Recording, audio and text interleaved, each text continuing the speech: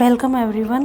तो इस क्लास में हम नेक्स्ट एक्सपेरिमेंट करने वाले हैं। तो देखो, इसको 2 कॉपी मत करना है, इसमें कुछ मिस्टेक हैं, उन्हें मैं बता देती हूँ। एक्सपेरिमेंट कौन सा है? To determine the number of molecules of water of crystallization in ferrous ammonium salt. Ferrous ammonium salt, ठीक है। और ब्रैकेट में लिख देना मोहर सॉल्ट, ये ब्रैकेट में लिख देना और फिर फॉर्मूला लिख देना इसका, राइट। तो इस एक्सपेरिमेंट को करने से पहले मैं आपको ना कुछ टर्म सिखा देती हूँ, उनके बिना आप ये एक्सपेरिमेंट समझ नहीं पाओगे, राइट। तो चलिए स्टार्ट करते हैं। देखो, यहाँ पर कुछ टर्म्स दे रखी हैं। ये क्या लिखा हुआ है यहाँ पे? देखो, molecular weight of hydrated Mohr salt. इसको एक्सपेरिमेंट में मत लिखना, मैंने समझाने के लिए लिखा हुआ है। Molecular weight of hydrated Mohr salt कितना है? हाइड्रेटेड का मतलब क्या होता है? जब वाटर मॉलिक्यूल्स केमिकल फॉर्मूला में प्रेजेंट हो। एनहाइड्रेटेड का क्या मतलब होता है?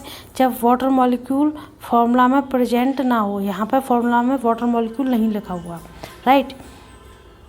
तो ये हाइड्रेटेड एंड एनहाइड्रेटेड टर्म क्लियर हो गई। इसके बाद देखो, हमने इसका मॉलिक्यूलर वेट निकाला है। कैसे? कितना आया है हाइड्रेटेड मोहर सॉल्ट का मॉलिक्यूलर वेट?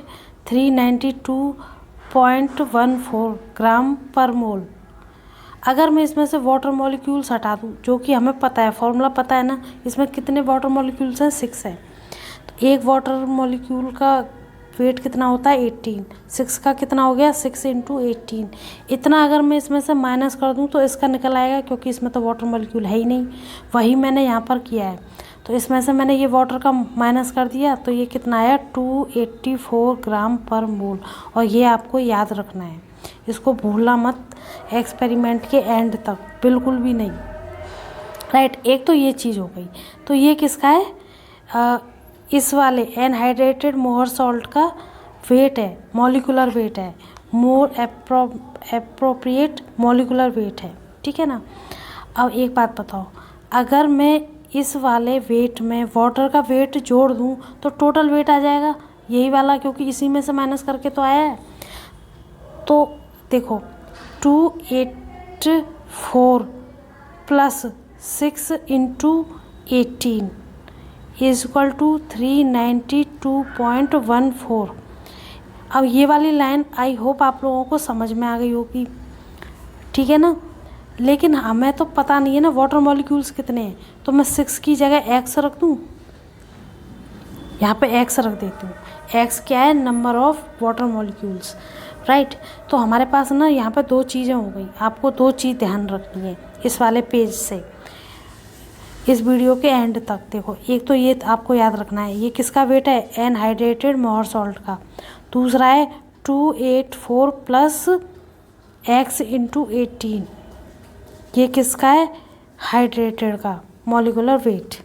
ये आपको याद रखना है। मैं यहाँ पे इम्पोर्टेंट मार्क कर देती हूँ, दोनों को आप अपने माइंड में रखना। मॉलिक्यूलर वेट्स हमने निकाल लिए, किसके? मोहर सॉल्ट के, हाइड्रेटेड फॉर्म में भी और एनहाइड्रेटेड के फॉर्म में भी, राइट। अब आगे देखते हैं, इक्विवेलेंट वेट निकालते हैं। तो कैसे निकालेंगे इक्विवेलेंट वेट? देखो, इस बात को याद रखना, जो इक्विवेलेंट वेट होता है ना मोहर सॉल्ट के केस में, तो मॉलिक्यूलर वेट और इक्विवेलेंट वेट बराबर होते हैं। लेकिन जो KMnO4 होता है, उसमें जो मॉलिक्यूलर वेट है और इक्विवेलेंट वेट इक्वल नहीं होते, अलग अलग होते हैं, राइट। ये समझ में आ गया है ना। अब देखो आगे, अगर मैं आपसे कहूँ कि मॉलिक्यूलर वेट मोहर सॉल्ट का इतना है, तो उसका इक्विवेलेंट वेट कितना होगा हाइड्रेटेड का? तो equivalent weight of hydrated Mohr salt is 392.14 gram equivalent. यहाँ पे यूनिट गलत लिखी हुई थी, ग्राम इक्विवेलेंट आएगी, राइट। अब मैं आपसे कहूँ molecular weight of anhydrated Mohr salt, उतना ही रहेगा जितना एनहाइड्रेटेड का मॉलिक्यूलर वेट आया है। तो equivalent weight of anhydrated Mohr salt is 284, equal रहेंगे ओवरऑल, ठीक है ना। ऐसा मत कर देना कि इक्विवेलेंट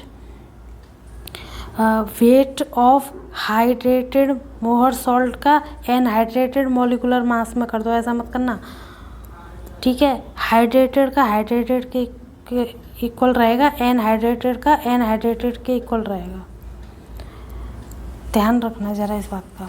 तो आपको ये इक्विवेलेंट वेट भी याद रखने हैं। बस इतनी सी चीज़ें आपको इसमें याद रखनी है इस स्लाइड में। आपको समझ में ना आया हुआ तो प्लीज़ इस वीडियो को ना दोबारा चला लो, लेकिन आप बिना इसको समझे आगे मत पढ़ना, वरना आगे समझ में नहीं आएगा कुछ भी। राइट, चलो हमने क्या देखा है इस स्लाइड में, मॉलिक्यूलर वेट और इक्विवेलेंट वेट देखा है मोहर सॉल्ट का, हाइड्रेटेड फॉर्म में और एनहाइड्रेटेड फॉर्म में। अब चलिए अपना एक्सपेरिमेंट स्टार्ट करते हैं। देखो यहाँ पे ऑब्जेक्ट आपको क्लियर कर लेना है, ठीक कर लेना है। उसके बाद देखो मैंने यहाँ पे ना, ये कुछ बच्चे होते हैं जो प्रैक्टिकल फाइल में ऐसे काटते हैं किसी भी चीज़ को, इस तरीके से ना काटना। जब आपके प्रैक्टिकल फाइल में कोई मिस्टेक हो जाए तो आप इस तरीके से काटोगे, तिरछी लाइन से काटा जाता है ऐसे, ताकि कॉपी बुरी भी ना लगे और जो गलत लिखा हुआ है वो कट भी जाए। इस तरीके से काटी जाती है कोई भी चीज़। या फिर आप एक सिंगल लाइन से ऐसे काट दीजिए, सिंपली इस तरीके से काट दीजिए सिंगल लाइन से। इस तरीके से नहीं काटोगे बिल्कुल भी। राइट, चलो ये हो गए एपरेटस। और दूसरी बात देखो, बच्चे क्या करते हैं, पहला एक्सपेरिमेंट लिखते हैं, उसमें एपरेटस को क्या करते हैं, उन्हें ब्यूरेट की स्पेलिंग नहीं पता होती, पिपेट की स्पेलिंग नहीं पता होती, तो वो गूगल से क्या करते हैं, इनको लिख लेते हैं, या किसी से भी पूछ के लिख लेंगे, या बराबर वाले की कॉपी में से देख के लिखेंगे। तो उसकी में गलत लिखा होगा तो आपकी में भी गलत लिख जाएगा। आप जो कॉपी के पीछे जो पेज होते हैं ना प्रैक्टिकल फाइल में, वहाँ पे एपरेटस की लिस्ट बना लो और सही सही स्पेलिंग वहाँ पे लिख लो। सारी जितने भी एपरेटस होते हैं सबकी सही स्पेलिंग लिख लो। और दूसरा कॉलम बनाओ इंडिकेटर्स का। जितने भी इंडिकेटर्स आप अपनी प्रैक्टिकल लैब में देखते हैं या एक्सपेरिमेंट में कॉपी में जितने भी इंडिकेटर लिखे हुए हैं वो सारे इंडिकेटर की स्पेलिंग लिख लो। ये मैं क्यों कह रही हूँ, कभी कभी वाइवा होता है ना आपका, तो वाइवा में यही स्पेलिंग ही पूछ ली जाती हैं और इंडिकेटर्स के नेम पूछ लिए जाते हैं। तो इसीलिए ऐसे आप अपनी सुविधा के लिए बना कर रखो, ठीक है। उसके बाद ये एपरेटस हो गए, ये रिएजेंट्स हैं। आपने NY20 ferrous ammonium sulphate solution बनाया, NY20 KMnO4 solution, dilute H2SO4। उसके बाद है इसका प्रिंसिपल देखो एक बार पढ़ देती हूँ मैं। टाइट्रेशन ऑफ मोहर सॉल्ट, ये क्या है, डबल सॉल्ट भी है, विद पोटेशियम परमैंगनेट सॉल्यूशन। कैसे एक्ट करता है, सेल्फ इंडिकेटर। देखो अगर आप ये चीज़ नहीं लिखते ना जब आप प्रैक्टिकल करते हो, तो लैब में बताया जाता है कि पोटेशियम परमैंगनेट्स जो है वो इंडिकेटर की तरह काम कर रहा है। अब आप अपनी प्रैक्टिकल फाइल में लिखोगे नहीं, 3-4 महीने बाद वाइवा होगा, तब तक भूल चुके होंगे कि इसमें इंडिकेटर कौन सा था। इसीलिए जो ये नेम होते हैं इनके आगे ब्रैकेट में मेंशन कर लिया करो कि ये आखिर है क्या, इससे इजी रहेगा, ठीक है। प्रिंसिपल का मतलब ही यही होता है, टाइट्रेशन ऑफ मोहर salt double salt with potassium permanganate solution, self indicator in acidic medium, in oxidation reduction titration. यानी कि ये टाइट्रेशन जो भी कर रहे हो आप, ये कैसा है, रेडॉक्स टाइट्रेशन है, in which Mohr salt act as reducing agent and potassium permanganate as oxidizing agent in acidic medium. Mohr salt has 6 molecules of water as water of crystallization in it. Active constituent of Mohr salt is ferrous sulfate, which get oxidized to ferric sulfate, while potassium permanganate is reduced to manganese sulfate. तो ये हमारा principal. Right, अब next देखते हैं molecular equation. तो देखो जब आप ना टेस्ट ट्यूब में जैसे पोटेशियम परमैंगनेट लेते हो, सॉल्यूशन बनाते हो उसका फ्लास्क में या किसी चीज़ में, तो हम कहते हैं ये KMnO4 सॉल्यूशन है, लेकिन वो उसमें सॉल्यूशन में आयंस की फॉर्म में रहता है ना, सॉल्यूशन में तो आयंस की फॉर्म में रहेगा, इसीलिए इसकी आयोनिक इक्वेशन भी लिखी हुई है यहाँ पे। तो आप इसको देख के लिख लेना, वीडियो पोस्ट करके मैं इसको समझाने बैठूँगी तो वीडियो लंबी हो जाएगी, ठीक है। उसके बाद यहाँ पे देखो ऑब्जर्वेशन टेबल। अब मैं एक पहले डिस्क्लेमर दे रही हूँ, मेरी रीडिंग्स मत लिखना, जो भी मैंने कैलकुलेशन समझाने के लिए लिख दी है यहाँ पे, ठीक है। तो इस तरीके से आपकी कुछ रीडिंग्स आ जाती हैं और कॉन्कॉर्डेंट रीडिंग आती है, मान लो कितनी आई है 6.2 ml।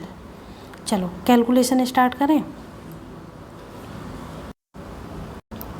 देखो यहाँ पे लिखा हुआ है कि strength of hydrated salt upon strength of anhydrated salt is equal to molecular weight of hydrated salt upon molecular weight of anhydrated salt.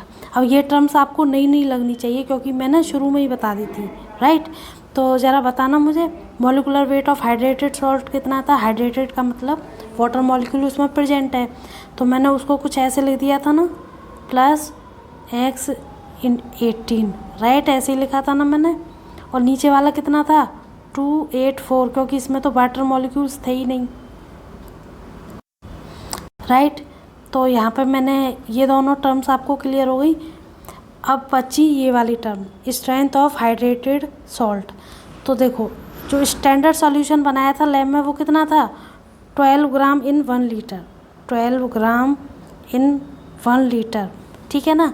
तो इसकी जगह लिख सकते हैं 12 ग्राम इन 1 लीटर। अब हमें स्ट्रेंथ ऑफ एनहाइड्रेटेड सॉल्ट नहीं पता है, तो ये यही निकालने के लिए आपने एक्सपेरिमेंट करा था, और जब ये निकल आएगा तो इसकी वैल्यू हम यहाँ पुट कर देंगे और ये पूरी इक्वेशन हम सॉल्व कर लेंगे, ठीक है। तो चलो इसको निकालते हैं अपने तरीके से। देखो यहाँ पर N1V1 is equal to N2V2, ये किसका है KMnO4 का, ये है मोअर सॉल्ट का, और ये वॉल्यूम कौन सा है जो हमने पिपेट में लिया था। देखो ये कितना है N/20, तो यहाँ पे लिख दिया 1/20। वॉल्यूम कितनी आई है कॉन्कॉर्डेंट रीडिंग आपकी 6.2, तो यहाँ पे 6.2 लिख दी। उसके बाद N2, ये तो हमें निकालना है, और पिपेट में आपने कितना लिया था मोअर सॉल्ट 10 ml, तो मैं यहाँ से N2 निकाल दूँ। कैसे निकालूँगी मैं N2 की वैल्यू। देखो ये जो 10 है ना ये नीचे चला जाएगा तो ये 200 हो जाएगा, तो 6.2/200, ठीक है। इसके बाद देखो जो ये होता है ना नॉर्मलिटी होती है weight upon equivalent weight into volume, और ये कितनी निकल के आई है ऊपर इतनी, तो इसके इक्वल रख दी मैंने। इक्विवेलेंट वेट कितना था अब ये बताओ मुझे ज़रा, हम इस केस में निकाल रहे हैं, ठीक है, एनहाइड्रेटेड का निकाल रहे हैं। मैं यहाँ पर फिर से कह रही हूँ आपको, देखो एनहाइड्रेटेड का निकाल रहे हैं ना हम इक्विवेलेंट वेट। हाइड्रेटेड का कितना था 392 ही रहेगा 0.14, एनहाइड्रेटेड का कितना था 284, तो मैं यहाँ पर 284 लिख दिया। नॉर्मलिटी किसकी निकाली जा रही है एनहाइड्रेटेड सॉल्ट की निकाली जा रही है। अगर हाइड्रेटेड सॉल्ट की निकाली होती तो यहाँ पर 392 वाली वैल्यू रखते। और इसका मैं इधर मल्टीप्लाई कर दूँ, ये आ जाएगा W, right. Put value of W in equation 1, मैंने ये इक्वेशन 1 में रख दी, और ये वैल्यू मैं आपको पहले ही बता चुकी हूँ, इसके इक्वल रख दी, ठीक है। क्योंकि देखो वॉल्यूम जो है ना वो 1 लीटर है, तो 1 से तो 1 कट ही जाएगा, उससे कोई फ़र्क नहीं पड़ेगा, इसीलिए मैंने वॉल्यूम को यहाँ मेंशन नहीं करा है ज़्यादा। स्टैंडर्ड सॉल्यूशन 1 लीटर में ही बनाए जाते हैं, राइट। अब देखो यहाँ पे x आपको मेंशन करना है, क्या है x, क्या है नंबर ऑफ वाटर मॉलिक्यूल्स, तो ये चीज़ हो गई। अब देखो ये 200 ऊपर चला जाएगा यहाँ पे कुछ इस तरीके से, 12 × 200 अपॉन दिस। अब देखो इसको क्या करोगे आप मल्टीप्लाई में इधर भेजोगे, आप इसको ऐसे ही तो गुणा करोगे इस तरीके से। तो आपको देखो यहाँ से एक और बात सीखने की बात होती है, आपको जो चीज़ निकालनी है ना मल्टीप्लाई के बाद उस चीज़ को इधर लिखो लेफ़्ट साइड में, और राइट साइड में कैलकुलेशन रखो। ये हमें x निकालना है यहाँ पे, तो इसको इससे गुणा करके यहाँ पर लिख दो, राइट। उसके बाद इसको जब मैंने रीअरेंज कराया तो ये कुछ इस तरीके से हो गया है। यहाँ पर देखो ये जो है ना ये नीचे ये पूरा इसमें मल्टीप्लाई में चला गया है, इधर है कि नहीं। बस मुझे x कैलकुलेट करना है तो मैंने वो लेफ़्ट साइड में रख दिया है। कैलकुलेट करने के बाद ये कुछ ऐसे होगा, इन दोनों का मल्टीप्लाई हो जाएगा, इतना आ जाएगा। फिर ये कैलकुलेशन करके देखो, x इतना आ रहा है 5.72, इसकी राउंड फिगर करनी है आपको, तो वो राउंड फिगर आएगी 6। राउंड फिगर कैसे करते हैं, 5 के बाद देखते हैं यहाँ पर, अगर 5 से ज़्यादा है तो एक नंबर ज़्यादा लेते हैं, और 5 से कम है तो एक नंबर कम, मतलब उतना ही रहता है नंबर, ठीक है ना। तो यहाँ पर 7 है, यानी 5 से ज़्यादा है तो इसको हम राउंड फिगर 6 मानेंगे। तो वाटर मॉलिक्यूल्स आपके कितने आ गए, 6। और ये हो गया आपका एक्सपेरिमेंट ख़त्म। इसके बाद आप यहाँ पर रिजल्ट लिख दोगे, number of molecules of water of crystallization in Mohr salt is 6। तो आई होप आपको समझ में आई होगी। इसीलिए आपके लिए पता है सबसे पहले समझना क्या ज़रूरी है, सबसे पहले समझना ज़रूरी है ये चीज़। अगर आपको ये चीज़ समझ में नहीं आई है तो फिर आगे आप कैलकुलेशन नहीं समझ पाओगे, ठीक है। तो आप अच्छे से इसको लिख लीजिए।